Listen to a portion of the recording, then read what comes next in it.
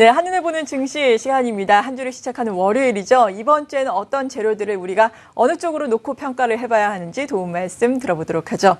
SK증권 영업부 PIB센터의 김우식 차장입니다. 어서 오세요. 안녕하세요. 네, 주말 사이에도 재료들이 나왔고 또 네. 이번 주에도 많은 재료가 있을 텐데 호재와 악재 각각 먼저 나눠서 살펴주시죠. 네, 뭐 우선 아시다시피 묵직한 이제 변수가 하나 나왔죠. 네. 뭐 굉장히 좀 약간은 좀 돌발적이한데 일단 뭐 늘 그렇듯이 악재부터 한번 살펴보겠습니다. 악재로서 이제 미국의 연준 그 금리 인상이 이제 임박했다라는 표현이 맞는 것 같습니다. 그 네. 이제 뭐 확률 80% 이상까지 높이는 거 보니까 미 금리 인상이 이제 임박했다. 이게 아마 아직은 악재로 봐야 될 것 같습니다. 분명히.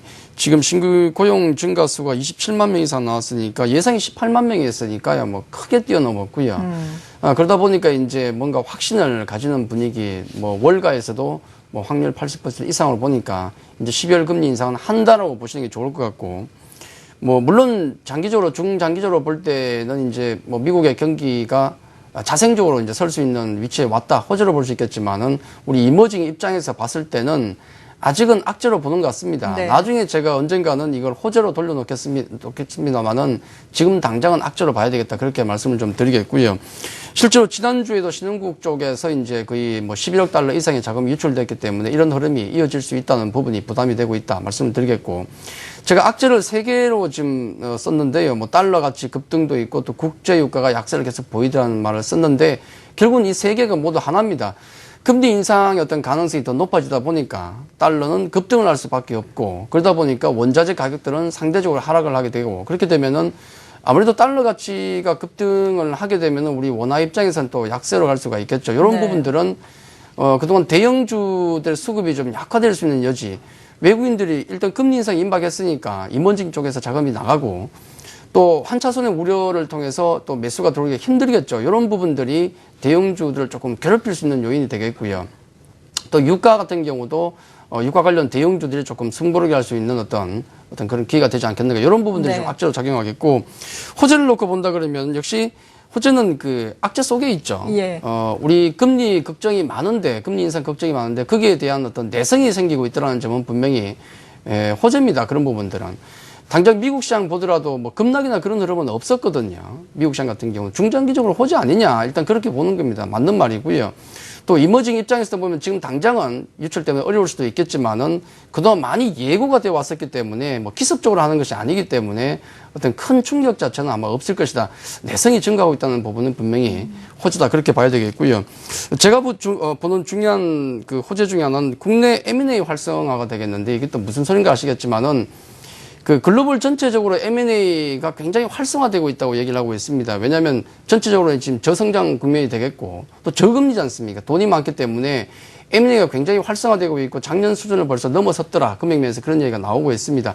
우리가 눈 뜨면 미국 시장에서 뭐 M&A 이슈 때문에 급등했다는 얘기가 많이 나오는데 우리 증시에서도 사실 있었어요. 이제 네. 삼성이라든지 롯데, 한화, 대기업들이 사실 이런 현상들은 과거에는 볼 수 없었는데 잘하는 쪽에 집중을 하는 모습들이 나오고 있습니다. 분명히 그렇죠. 이런 부분들은 우리 시장에 긍정적이고 활성화를 시킬 수 있다. 지난주에 제가 이제 소개시켜드렸던 디지털 옵틱 같은 작은 회사들도 본 사업이 안 되다 보니까 다른 사업을 인수를 통해서 새롭게 수익을 거둬들이는 경우가 많습니다. 이런 현상들이 많이 나타나고 있다는 것은 우리 시장에 긍정적이다 그렇게 봐야 되겠고요.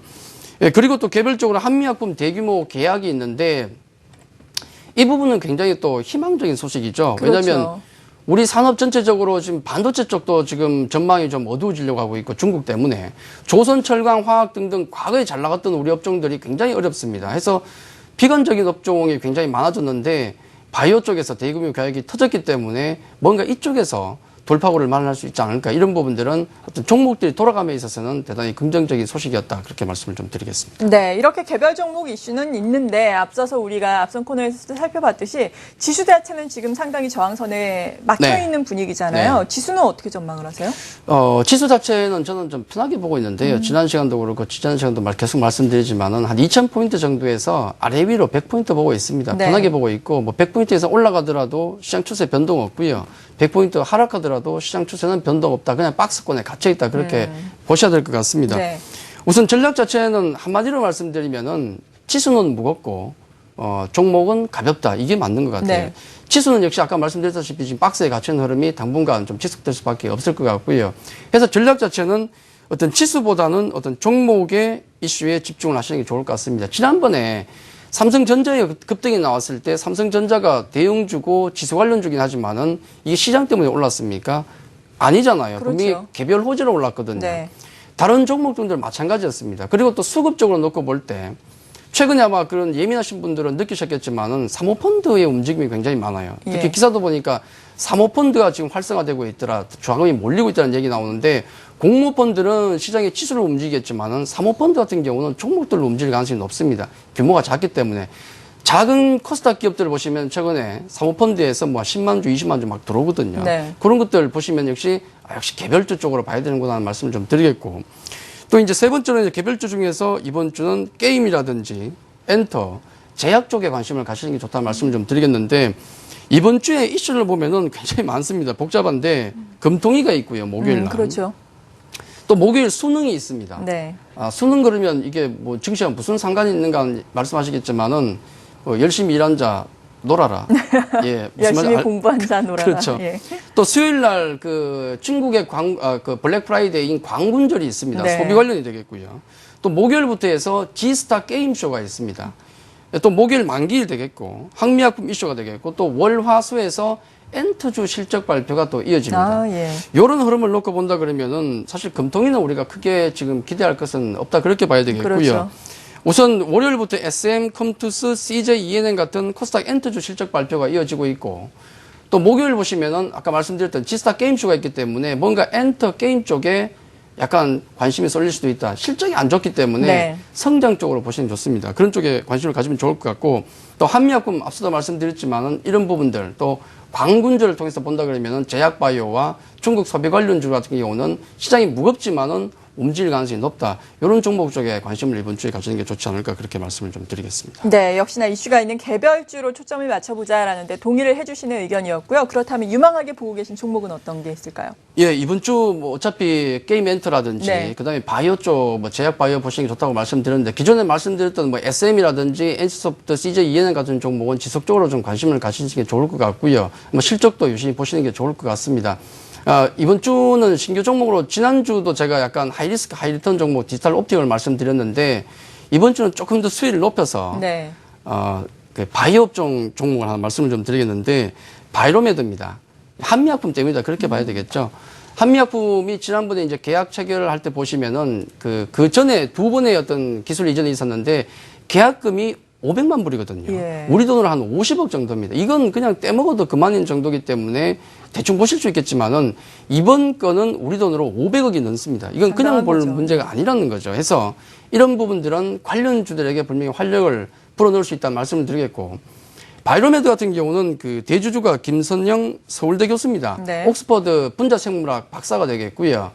2005년에 바이로메드가 상장이 됐는데 지금 벌어들인 돈은 별로 없습니다. 왜냐하면 기술 개발만 하고 있기 때문에 그런 회사이기 때문에 당장에 어떤 벌어들인 돈은 없겠지만은 기술 판매할 가능성이 굉장히 높은 기업들에 관심이 많아질 건데 이 기업도 마찬가지다 그렇게 봐야 되겠고요. 네. 우선 그 중요한 게 다양한 글로벌 바이오 신약 파이프라인을 가지고 있는데 중요한 게 한 3가지 정도가 됩니다. 좀 어려운 내용이 한데 예. 프로젝트 명이 VM20이라고 그중에서 당뇨병성 신경병증 같은 경우는 이상을 이미 통과를 했고요. FDA 임상 3상을 시험을 승인받은 상태입니다. 이게 첫 번째 하나가 되겠고. 네. 두 번째 역시 마찬가지로 프로젝트명 VM202 중에서 허혈성 지체 질환이라고 있는데 이것도 FDA 2상이 통과했고 임상 3상을 지금 준비하고 있습니다. 승인을 네. 기다리고 있는 상태고요.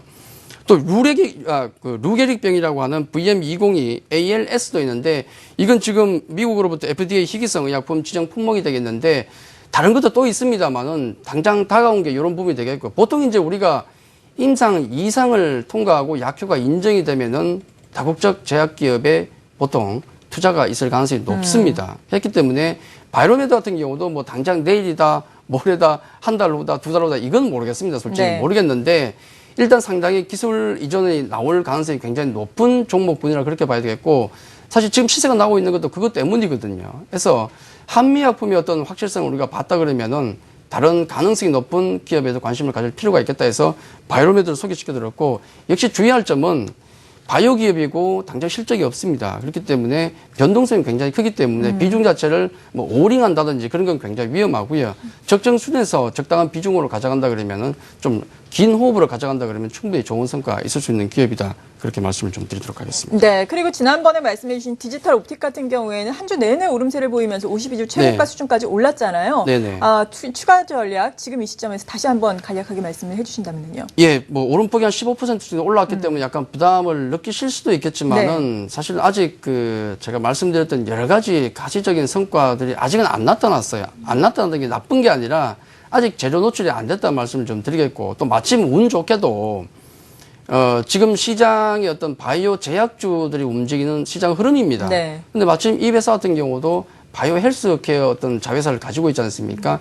그 점이 부각되고 있거든요. 그런 관점 놓고 본다 그러면은 시장 실효에도 맞고 또 자회사를 통해서 성장을 도모하는 대표적인 기업이다. 그렇게 놓고 본다 그러면은 아직도 추가적으로 충분히 보여도 되겠다. 그렇게 말씀을 좀 드리도록 하겠습니다. 네. SK증권 영업부 PIB 센터의 김우식 차장이었습니다. 감사합니다.